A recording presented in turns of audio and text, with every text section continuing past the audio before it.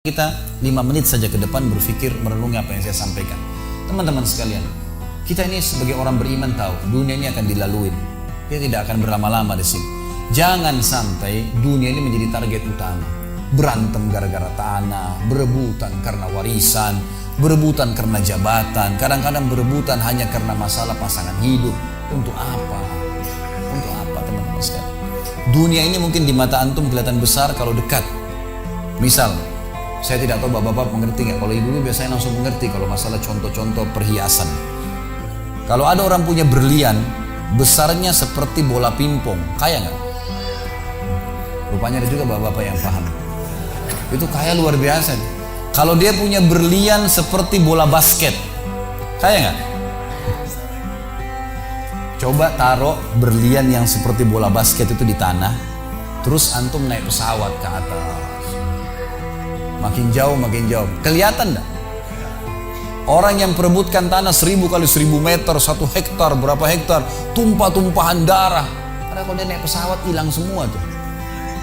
Mobil mewah, bangga-banggaan dengan mereknya. Kalau kita naik pesawat kayak gentong-gentong lagi jalan. Cuma hiasan dunia. Apa yang mau dikejar? Seorang mukmin tahu dunia hanya fasilitas saja untuk mengejar akhirat. Akhirat yang abadi teman-teman. Akhirat yang abadi, kejar di sana. Walad darul akhiratu lahiyal hayawan, kata Allah. Darul akhirah, tempat akhirat adalah kehidupan yang abadi. Di akhirat kata Nabi SAW, kalau seorang mukmin masuk ke dalam surga, tidak ada capek, nggak ada gangguan orang, nggak ada sedih, nggak ada penyakit, nggak ada buang air besar, nggak ada buang air kecil. Makanan dan minuman yang dimakan ahli surga yang tidak dibutuhkan oleh tubuhnya akan keluar dalam bentuk keringat yang lebih wangi dari bau kasturi. Gak ada lagi masa tua, gak ada masa anak-anak. Semuanya berumur 33 tahun.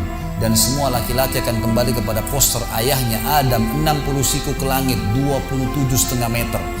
Dan semua perempuan kembali kepada poster ibunya Hawa 40 siku ke langit 17,5 meter.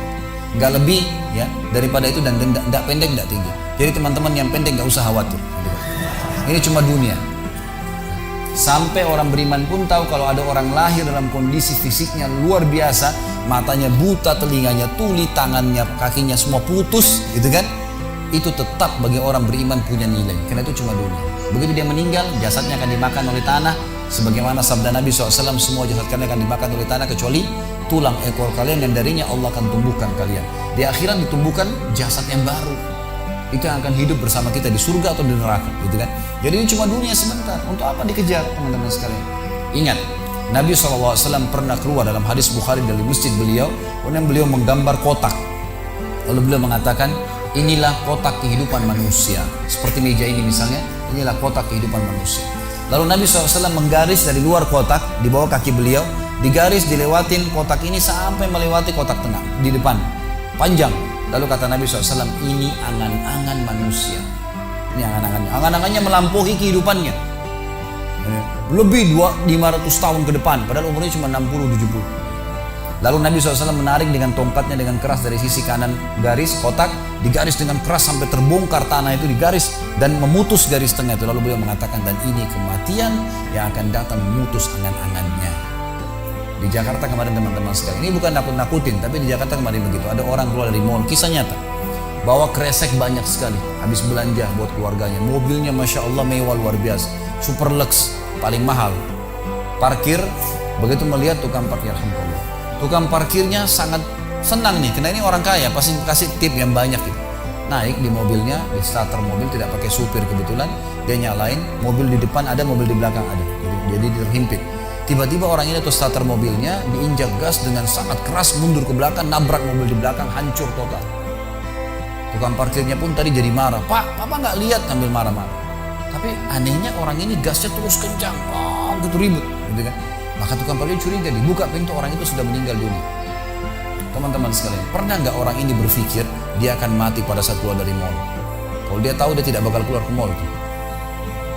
Di depan mata saya pernah ada orang meninggal di rumah sakit ayah saya. Kebetulan di Makassar beliau punya rumah sakit, dan itu di pinggir jalan raya. Sore hari subhanallah ada anak muda. Saya pas lagi di teras lantai 2 rumah ayah saya itu kelihatan jalan raya.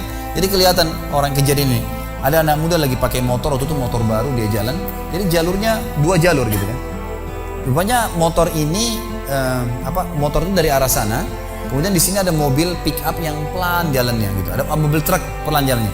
Di belakang ini rupanya ada mobil truk pelan, di belakang ada mobil pick up. Mobil pick up ini mungkin kena terganggu. Dia bukan ngelewatin dari kiri, dia keluar ke jalur sebelah. Keluar, motor yang tadi lagi kencang, dia kayak sangka tabrak, meninggal di tempat. Jatuh tergeletak, motornya dibawa, dicek di rumah sakit ayah saya di klinik, ternyata sudah meninggal dunia. Saya lihat orang itu subhanallah tergeletak. Ada beberapa produk yang dia bawa di motornya. Lalu saya bertanya, saya muhasabah sendiri. Orang ini pernah berpikir nggak ya untuk keluar rumah tadi akan dia tabrakan, dia akan jatuh? Saya yakin tidak. Kalau dia berpikir dia tidak akan keluar dari rumahnya. Tapi begitulah ajal kalau datang teman-teman sekalian. Kalau datang tidak akan terlambat sesaat atau berkurang sesaat. Harus pahamin, gitu kan? Jadi jangan sampai kita berlebihan. Saya tanya teman-teman, Anda jujur jawab. Kalau seandainya Anda ke dokter, lalu kemudian dokter mengatakan, maaf Pak, Bu, umurnya tinggal 2 minggu menurut ilmu medis. Ini ada penyakit parah, tinggal 2 minggu, dokter nggak bisa obatin lagi. Kira-kira orang yang seperti ini sudah divonis sama dokter akan mati 2 minggu lagi. Nggak ada lagi, sudah kankernya, sudah tumor segala macam di tubuhnya, sudah segala macam penyakit. Nggak bisa lagi hidup orang ini. Kemudian ada orang datang, temannya bilang, itu si Fulan ceritain kamu. Kira-kira dia masih mau ribut berkelahi? Itu orang tuh mau mengambil hakmu, masih mau mengebut lagi? Sudah semua? Enggak, sudah. Nggak mau tahu. Ini 2 minggu lagi mati. Semestinya teman-teman tidak usah tunggu vonis dokter nih. Siapa yang bisa jamin sekarang di masjid ini teman-teman ada dari tembok ini tiba-tiba malaikat maut, saya lihat antum tidak lihat, orang roh saya tinggal dikenang. Khalid Basalamah pernah ceramah, selesai. Dan Anda juga bisa begitu setiap saat. Bagaimana orang bisa tenang nih dalam kemaksiatan kepada Allah sementara setiap saat malaikat maut bisa datang jemput dia dan ada hisab semuanya. Ini bahaya sekali. Baik, saya pernah mengadakan pelatihan teman-teman sekalian di masjid yang besar. Masya Allah mungkin seperti ini malah lebih besar. Lantai 2 juga seperti ini dan penuh. Di lantai 2 itu ada banyak ibu-ibu akhwatnya. Saya bicara masalah kematian selama 2 jam materi lengkap. Kemudian setelah itu sebelumnya saya bilang sama panitia tolong supaya lebih hidup suasananya, siapkan kebutuhan jenazah, meja, kain kafan, sama menyan-menyannya semua. Kemudian di sebelah masjid buatin liang lahat. Baik Ustaz, dibuatlah. Selesai saya ceramah 2 jam, saya bilang, Bapak Ibu sekalian, saya mau ajak Anda 5 menit coba menjadi jenazah. Ada yang mau? Sempat ada yang angkat tangan depan saya. Kebetulan ini teman kita ini, saudara kita tukang batu. Adiknya dia kembar anak SMA sering ikut pengajian saya gitu. Dia hadir juga. Dia bilang, saya Ustaz. Baik, silahkan. Pak, saya minta tolong satu hal ya. Kalau Bapak naik nanti di atas meja ini, dibungkus dengan kain kafan oleh panitia, tutup mata Anda dan bayangkan Anda sudah mati dan dengarkan apa yang saya ucapkan. Baik Ustaz, baik.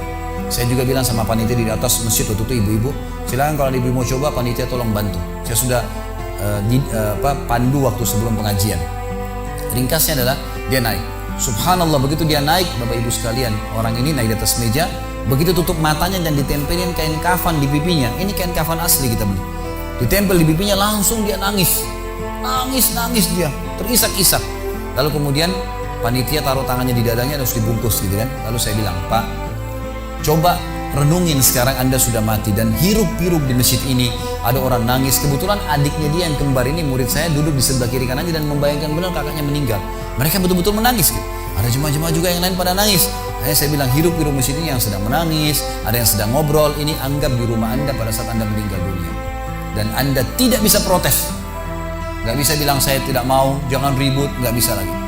Panitia pun menaruh tangan kanan di atas tangan kiri, kita nggak bisa protes taruh di dada. Dibungkus dengan kain kafan pun nggak bisa. Baik, Pak, bayangkan semua peluang amal saleh yang semestinya Anda bisa kerjakan, sholat malam, sedekah bakti dengan orang tua, baca Quran, sholat berjamaah, yang Anda sia-siakan dan Anda menyesal kenapa tidak kerjakan sekarang. Dan bayangkan semua peluang dosa yang Anda tidak sia-siakan. Kesempatan zina, berzina, kesempatan dusta-dusta, kesempatan riba-riba, semua dikerjakan. Dan Anda tidak sempat taubat dan Allah akan hukum Anda sekarang.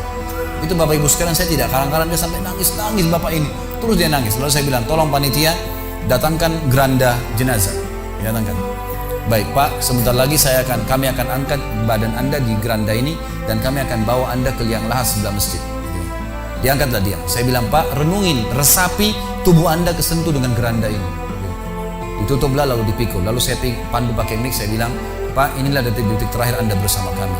Terus sesalin perbuatan-perbuatan dosa Anda pernah lakukan, peluang-peluang ibadah Anda sia-siakan. Sampai tiba di luar masjid, saya turun ke liang lahat, saya buatin sendiri tanah, kemudian saya buatin gubahnya, lalu diturunkan dia. Setelah diturunkan, saya suruh tutup matanya, kemudian ditutup dengan kain. Saya keluar, lalu saya pakai mic, saya bilang, Pak, buka matanya. Inilah rumah Anda sekarang. Walaupun rumah Anda 1000 kali 1000 meter di dunia, kembali ke 1 kali 2 meter. Ini tempat Anda sekarang. Dan sebentar lagi malaikat akan datang menanyakan kepada Anda pertanyaan yang Anda sudah tahu. Selesai. Berapa mungkin sekitar hitungan detik. Ini semua proses kurang dari 5 menit teman-teman sekalian. Lalu saya bilang, buka. Dibuka kain tersebut. Lalu saya bilang, panitia bantu Bapak ini keluar dia. Waktu dia keluar dari kuburan yang lahat itu teman-teman, sempoyongan. Kayak orang yang sudah pusing itu keluar.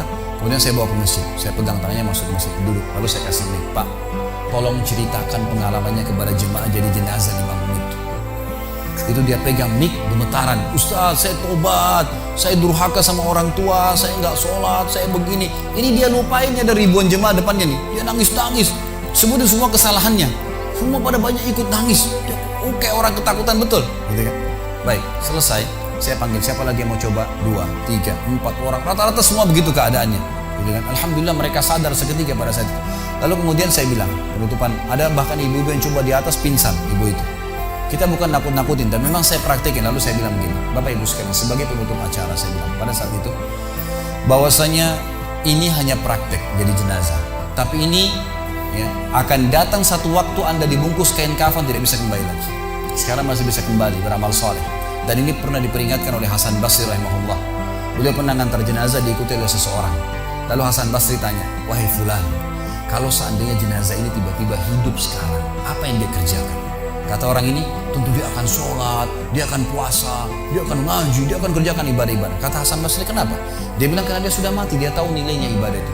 Kata Hasan Basri, yang kau ucapkan benar, tapi di depan matamu ini tidak bisa hidup lagi. Kamu sekarang masih hidup, kerjakan seperti dia kalau dia hidup. Jangan tunggu itu, gitu kan? Ingat teman-teman, pujian teman, ancaman teman, atau orang sekitar kita hanya sepanjang lidahnya. Kamu hebat ya, kamu kaya ya, kamu gagah ya, kamu cantik ya, sepanjang lidahnya demi Allah. Mau apa ya? Apa yang mau direbut? Orang-orang setengah mati sholat malam sejam 2 jam, besok ceritain ke orang hanya butuh pujian sepanjang lidah dia. Untuk apa? Teman-teman yang suka riak nih, saya ajarin caranya gampang. Ada caranya gampang. Kalau Anda besok pagi mau cerita kepada teman-teman Anda di kantor atau tempat, saya sholat tadi malam, sholat malam, gak usah tunggu besok pagi setengah mati, ngantuk-ngantuk nanti malam bangun. Jam 2 malam sebentar, datangin rumah teman yang jadi target, ketok pintunya, ini saya mau sholat, lihat ya. Selesai, gitu kan. Untuk apa nunggu besok setengah mati, gitu kan. Gak ada gunanya riak, pujian orang sepanjang lidahnya, jangan, gak ada gunanya. Jadi teman-teman sekalian, sadarilah mati akan datang, dan jadilah seperti Bilal radhiyallahu anhu, sahabat Nabi yang mulia. Waktu ditanya, ma ra'yuka bil maut, apa pendapat Anda dengan kematian? Kata beliau, marhaban bil maut, selamat datang kematian. Apa yang saya mau takutin?